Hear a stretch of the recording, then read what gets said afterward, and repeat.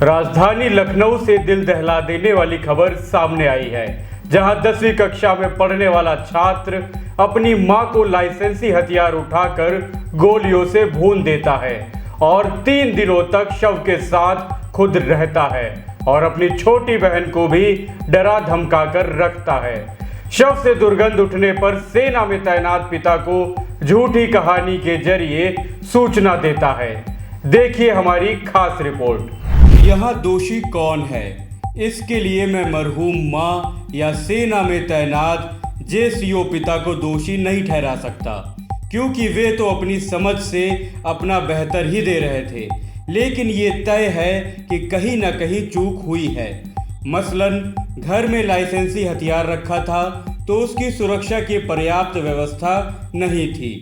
अगर होता तो बच्चे को हथियार भला कैसे मिलता।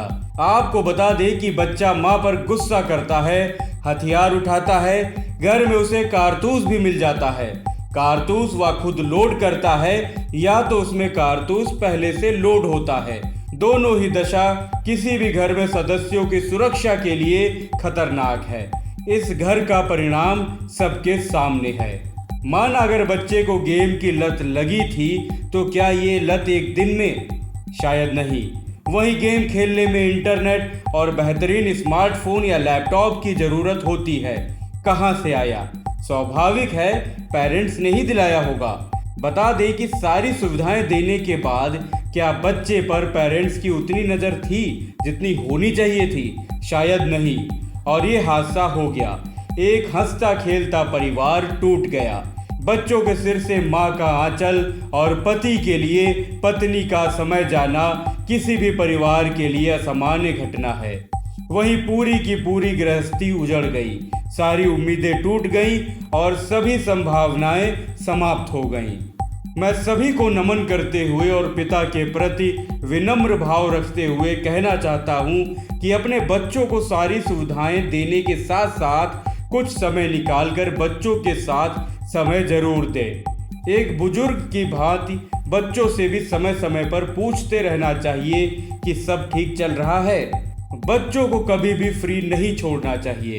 अगर बच्चे कहीं भी जाते हैं तो उसकी पूरी जानकारी रखनी चाहिए। वो क्या कर रहे हैं, उनका व्यवहार कैसा है, वो कैसा बर्ताव कर रहे हैं, इन सभी बातों पर हमें ध्यान देना चाहिए।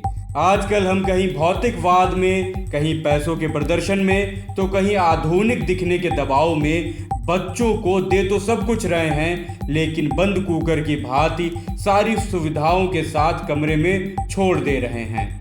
फिर भाप निकलने की जगह ना मिलने की वजह से कई बार कुकर फटने के हादसे हम सब ने सुने हैं। वहीं अगर कुकर की सीटी और भाप निकलने के रास्ते की सफाई नहीं की गई तो हादसे तय हैं। आपको बता दें कि बच्चों को सारी सुविधाएं दें, लेकिन उन्हें कमरे रूपी कुकर में ना छोड़ें। कहीं कढ़ाई में सब्जी की तर्ज पर बचपन को पकने दें, उन पर नजर रखें। उस कमरे में अनिवार्य रूप से जाएं जहां बच्चा सोता है। पढ़ाई की जगह जरूर विजिट करें। समय समय पर बस्ता, अलमारी, बिस्तर की जांच पड़ताल भी करते रहें। और सबसे अहम बात कि बच्चों के साथ समय जरूर गुजारें। उनसे उनके दोस्तों के बारे में जानकारी लें और पढ़ाई की योजना पर भी बातचीत करें। और हाँ, 2-4 प्रेरक किताबें अपने आसपास रखें। बता दें कि बच्चे वही करते हैं जो बड़ों को करते हुए देखते हैं। अगर आप गीता, रामचरितमानस, कुरान, बाइबल पढ़ेंगे तो प्रबल संभावना है कि बच्चों की रुचि भी इसमें जाग जाएगी। तो संभव है कि आपके बच्चे भी उन्हें पढ़ना शुरू कर देंगे। कृपया व्यस्तता का बहाना ना बनाएं और बच्चों को समय जरूर दें। उन्हें सही रास्ता दिखाने का एकमात्र यही रास्ता है। आइए आपको भी सुनाते हैं कि इसी मुद्दे पर रुद्र प्रताप दुबे साइबर एक्सपर्ट ने क्या कहा। जैसे सब कुछ इंटरनेट के हवाले हो रहा है, तो अब ये ध्यान रखना आवश्यक हो गया है कि अब आपको डिजिटल फास्टिंग भी करनी पड़ेगी। खासकर बच्चों को मोबाइल से थोड़ा दूर रखने की आदत डलवाइए। डिजिटल हाइजीन और डिजिटल फास्टिंग, ये 2 वर्ड हैं जिन्हें अभिभावकों को रट लेना चाहिए, और न केवल रट लेना चाहिए बल्कि अपने बच्चों को सिखाना चाहिए। और वहीं से ही क्यों शुरुआत करें, सरकार भी जिम्मेदारी उठाए। एआई पे इतने दिनों से बात हो रही है, आर्टिफिशियल इंटेलिजेंस को पाठ्यक्रम में शामिल करने की, लेकिन सरकार अभी तक नहीं कर पाई है। ये भारत में हालत हो गई है कि बंदर के हाथ में उस्तूरा जैसी।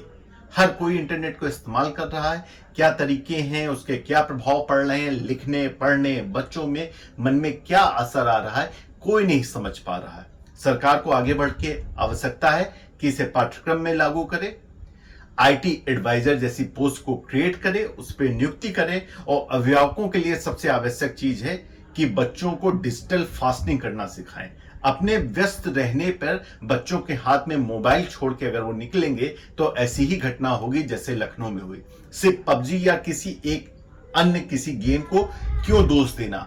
दोष है हम लोग में। अभी भी हम लोग समझ नहीं पाए कि इंटरनेट अगर एक वरदान है तो एक श्राप भी है।